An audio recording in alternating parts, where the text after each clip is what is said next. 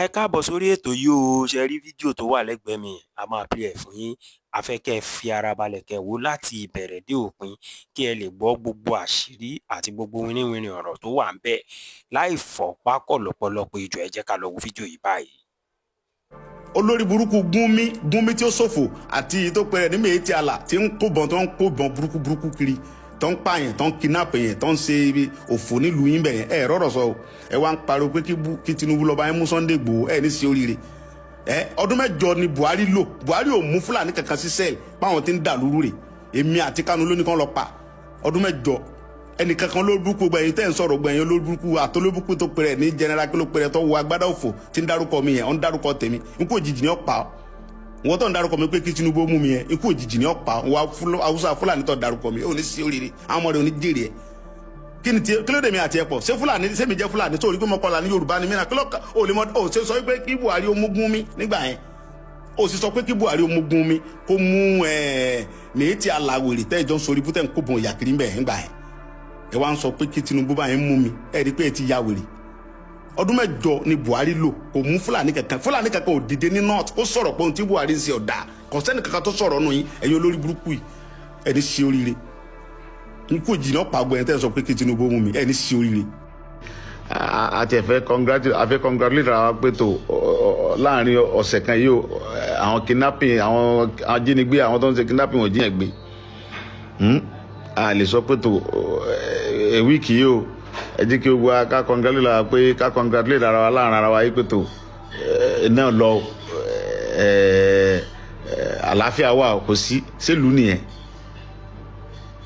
gbogbo ẹni tẹ́lẹ̀ ní fi mẹ̀kúnnù lọ́kàn balẹ̀ ńlu yẹn Ọlọ́run ní fi lọ́kàn balẹ̀ kí ló dé tóun tẹ́ lè fi ṣèlú ń bẹ lọ́wọ́ yín tóun tẹ́ lè fi ṣèlú ń bẹ lọ́wọ́ yín tó yẹ pé tẹ́ bá kú ẹ̀ nígbèrè ọ̀hún gbogbo àṣírí wọn ni màá tú wọn ti tà wá fáwọn àgbáyé àwọn pípé wọn ti ta ọjọ́ ọ̀la àwọn ọmọ wa tí ń bọ̀ àfi kí gbogbo ọjọ́ jígìrì ká dìde ká fèsì àwọn pípé yẹn ká bá wọn jà gan wọn ní nǹkan kan tó fẹ́ ọ̀fà wa tó bá ti fẹ́ dìbò tó bá ti pín 5,000 2,000 láwọn yẹn lọ́wọ́ á tún ti gbàgbé ìyà ọdún mẹ́rin tá a jẹ sẹ́yìn ẹ ká ronú o ká lè fọwọ́ sowọ́pọ̀ ni o wọn ò ní èrò gidi kankan àwọn pípé yẹn wọn ò lérò gidi kankan fún àwọn ọ̀dọ́ ńgbà tó mọ yunifásitì ń sọ̀kadà tọmọ yunifásitì ń ṣe wọn rúwa táwọn ọmọ yunifásitì tán kàwé tán ní good result lọ́wọ́ tán lọ ń sọ lóṣù sọ yẹ kó rí bẹ́ẹ̀ kò yẹ kó rí bẹ́ẹ̀ o gbogbo àṣírí wọn ni màá tú lẹ́kùnrẹ́rẹ́ tí màá ṣàlàyé bóyá jẹ́ tẹ́rù máa ba ọ̀pọ̀lọpọ̀ àwọn yẹn màá tú mi ò lè wá kó lè jó ilé bàbá yìí so Ọlọ́run ìjọ bàjẹ́ fún ẹ ló lè fẹ́ mi ẹni bá fẹ́ bú mi ìràn yín kálukú lè sọ ohun tó wù so ìyẹn lè sọ nǹkan tó bá wù kálukú lè fẹnu ẹ sọ nǹkan tó wù gbogbo ohun tí kálukú bá sọ yóò kẹsàn yóò jèrè ẹ wọn tó bá lọmọ yẹn bú lọ́nà láyìn tó lọmọ ọ̀rọ̀ pamọ́ ẹ wọn náà lọ́nu gbogbo yẹn tẹ nífẹ̀ẹ́ mi tẹ jẹ́ tèmi ó ti lè kílù yẹn ó le tó Ọlọ́run kò ní fi lé mọ́ ẹ̀yìn yóò fi dẹ̀yìn lọ́rùn ni àṣírí yóò ní tú láéláé pé ẹ lólùfẹ́ mi ẹ ṣe Kenny ẹ ṣe o brother mi ìyá mi ni Kenny for the mama K ìyá gbòó ìyá àfẹ́ ló dùn for the mama ẹni dààmú ìyá mi gbogbo àwọn tó ń láwọn sọ lórí wa tó ń fàyè ní wa lára ọ̀ràn fara ní wọn yes àfi gbogbo ọfọwọ́sowọ́pọ̀ ká gbára kó lọ àwọn pípọ̀ yẹn wọ́n ti tà wá pátápátá kò sí nǹkan kan fúlù yẹn ju kékan break ẹ lọ nothing ká break country yẹn làlàáfíà fi lè wà kò sẹ́ni tó lè tún ṣe tẹ́nìkan bá lóhùn lòun ó tún ṣe kẹ́ lọ fọkàn balẹ̀ lórí irọ́ ni o Ọlọ́run níjà fọkàn balẹ̀ lórí ìyà ẹ ṣe ẹ̀yin tèmi o. tó bá san pé òun ò ṣe Islam mọ́ ó wá lọ join ẹ̀sìn mi ó yẹ kó pa ni nítorí pé ó máa fẹ́ leak àwọn secret kan nínú Islam ó máa fẹ́ leak ẹ̀ fáwọn ẹlẹ́sìn mi. Ibnu Abi Sarhin ìyẹn tí ń bá nàbí ikọ̀ wáyé tó fi Islam lẹ̀ ní tẹ́lẹ̀ fi mọ́rí bọ́nà àdìsí yìí òun ni kẹ́ ẹ dá pẹ̀lú mi tẹ́lẹ̀ tó wá dá pẹ̀lú mi àwọn àkọ́kọ́ mọ̀lẹ́ sáfẹ́ sàlàyé àdìsí lé.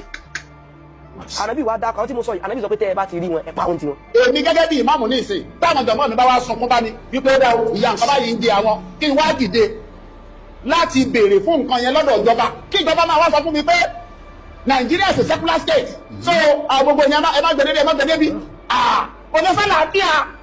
o sọ́dọ̀tì lè kí ẹ̀kọ́ wọn ní bá ṣe máa yẹ̀ mọ́ ẹ̀kọ́ wọn ní bá ṣe máa jagun ẹ̀kọ́ wọn ní bá ṣe máa wẹ̀ ebi àdébí sọ pé gbogbo ọmọdé ẹ bá bí pátápátá inú ẹ̀kọ́ tẹ́ gbọ́dọ̀ kọ́ wọn tó jọ̀rọ̀ yẹn láti lé òun ni bóòlù yẹn ṣe máa mú òkú bẹ́ẹ̀ ṣe máa wẹ̀dùn àti bí yẹn ṣe máa sọ̀tì. President General Nigeria Supreme Council for Islamic Affairs Sultan Sokoto nìkan ni òun nìkan ló lè declare àjọ tá a fẹ́ bẹ̀rẹ̀ àwẹ̀ Ramadan tẹ́lẹ̀ omi bá tún declare àjọ kan ní ṣèjọba yìí la fẹ́ bẹ̀rẹ̀ àwẹ̀ Ramadan yálà kí Sultan tó sọ ni o àbí lẹ́yìn tí Sultan sọ tán ní tó ń sọ ni pé ó ń declare rẹ̀ gẹ́gẹ́ bí president àwa mùsùlùmí Nàìjíríà ẹ̀sìn wa sọ pé káká. tí gbogbo nǹkan báyẹn ṣàwàdà bí ti Islam kọ́ gbogbo àwọn olè fi Islam lẹ̀ báwo láti ṣe pé nǹkan rọ́ọ̀lù Islam rẹ oore rẹ tó ga jù tó lu afọ́n wọ́n ti ẹ̀rọ rárá láyé rẹ kò lè filẹ̀ fíkínì lẹ̀. ó wá dùn mí fún ọ̀pọ̀lọpọ̀ ọmọ akéwù náà ẹ pé ń balẹ̀ dáadáa ẹ lọ máa fẹ́ àwọn ọmọ mínísítà ẹ sàásì wọn má bá ya wèrè wọn tí wọn wà. owó gangan tá à ń pè ní owó kó o tó rí ọ̀pẹ ìṣọ́lọ́ báyìí. nígbà lè fi sọ̀pẹ̀ ní pé kò sí bí ìṣẹ̀lẹ̀ akọ̀ tó ṣe wà tí ẹ̀yin bàbá wa ẹ̀ bá lè champion rẹ̀ tẹ́ pé gbogbo wa tá a gbégbèsè lórí tá a ní láwọn ìlú kan ó sì ìlú kan láti ní a lè máa gbé wọn lọ ọbẹ̀ àmọ́ a gbọ́dọ̀ nígbìmọ̀ kan lẹ́yìn bàbá owó tó kó jọ tó jẹ́ ìgbìmọ̀ tó kọ́ fagbolẹ̀ Yorùbá tí àwọn ọ̀pọ̀ máa rọrùn rẹ̀ lọ́dọ̀ ara. mùsùlùmí làwa la ìṣe kúnlẹ̀ mùsùlùmí làwa la ìṣe dọ̀bálẹ̀ torí pé ìwádìí fi hàn wá wọ́n ní nínú àṣà àwọn abọ́gibọ̀ pẹ̀nìkúnlẹ̀ wa. Good day, ladies and gentlemen. I hope this makes you well. The breaking news I'm seeing right now is that over 170 people have been unalived in a village called Woro in Kwara State. Do you know what it means for 170 people to be wiped out from an entire community? And it is alleged that these people that have been coming to that community, preaching to the people to accept Sharia law and neglect any constitution of the Nigerian government. And all of a sudden, these guys just came yesterday in the evening and tied people. They tied people with their hands behind their back and alleged that these people that have been coming to that community, preaching to the people to accept Sharia law and neglect any constitution of the Nigerian government. And all of a sudden, these guys just came yesterday in the evening and tied people. They tied people with their hands behind their back and alleged that these people that have been coming to that community, preaching to the people to accept Sharia law and neglect any constitution of the Nigerian government. And all of a sudden, these guys just came yesterday in the evening. A ò ní rí jù báyìí lọ lórí ètò yìí lónìí o. Gbogbo ẹ̀yin tẹ́ ẹ̀ tí subscribe, ẹ like fídíò wa kẹ́ ẹ bá wa share ẹ̀. Títí tá a ó fi pàdé lọ́jọ́ òmí ó dàbọ̀.